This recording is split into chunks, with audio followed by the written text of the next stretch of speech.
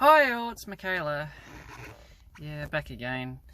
Yeah, so I'm making this video because there is something in the transition where you reach a point, it's like a sort of a plateau, where, you know, people stop looking at you and stop judging you, and you sort of more likely blend in with the other females and the community and society. And I mean to say I have finally reached that point. Really quite happy about this because, like, far out, it takes so much pressure and stress off me, trying to convince people and just trying to, well, I'm being myself and I'm like trying to convince people who I am all the fucking time. You know, it's exhausting, eh? Like, it really is. And so I'm actually practicing my voice in this video as well, so it's not perfect.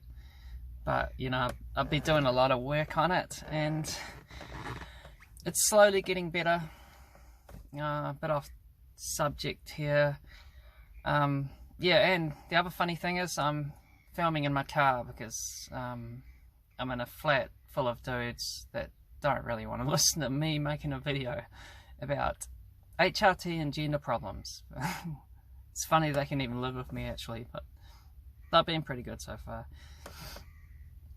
Yeah, like I said, it's like a plateau. You reach that point and it's like,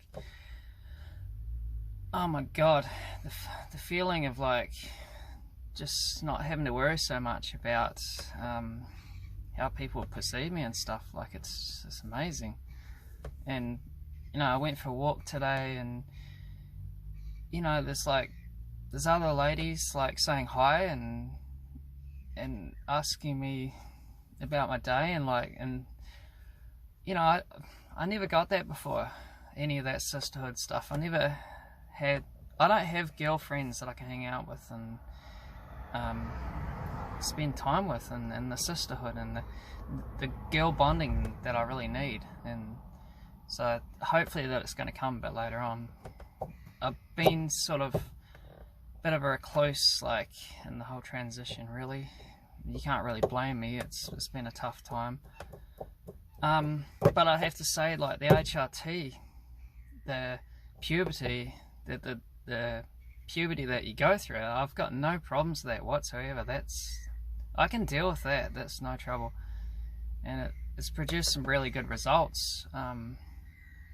I'm really happy with the results. And yeah, it's not so much that, it's like the social transition side of things. The far out's the hardest thing I've had to ever go through. And so, like I said, I'm at this middle point, and yeah, if you're sort of like transitioning, you have to hang in there, because like you'll get to this point where it's like it just becomes a lot easier, and that's what you want. It's kind of like when you first transition, you start to transition, you sort of gotta like be yourself and put yourself first, and like don't be a people pleaser, and like listen to yourself and what you need, because you'll get other people telling you that this is how you should be, you're born like this, face it, and we're not want to know about you and transitioning and all that. And this, you know, you really have to be quite strong to say, no, I'm doing what's good for me to make, because it's the right thing to do, because I'm following my truth and my you know, love and compassion for yourself sort of thing, like putting that first over other people and what they expect of you. So you know, I'm rambling on here again, but like, living 40 years as a perceived male for me has been the hardest thing to try and break free of the male and tell the male to fuck off, because it was never right anyway. yeah, I think that's why they say the longer you leave your transition, the harder it is, because you've been conditioned. And it's not because you are male, it's because everybody expected you to be this male, which you aren't inside, and you had to play that freaking role. You had no choice in the matter. And you know, it's quite sad, like, that I was too scared to do anything about it. I know I was like trans when I was far out. I must have been, I really knew when I was about 17, but I knew further back than that when I was like 6. I remember getting called a girl and going, I kind of like that. I like being called a girl. Like, yeah. But yeah, it's finally reaching a plateau point, and yeah, I'm finally feeling the true me, which is a woman, and trying to the trying to pass all the time thing, it's not so important anymore. I'm just trying to blend in. It's not exactly passing, but it's blending. And if you get to this point, you're just going to feel amazing. Like, I can't believe I'm at this point. And yeah, I'm so happy about it. And I know I've got a lot more work to do, but I can finally just drop the ball a bit, stop fighting. Jesus, there was a lot of fighting, a lot of like trying to prove I'm female, trying to, oh man, it's like really hard, like trying to, like, this is the gauge of it. When I was driving around my car, like, every single person used to look at me, everyone, and they would look at me in a nasty, terrible way. I was like, far out, it's not my fault I'm trans, fuck off, don't look at me like that.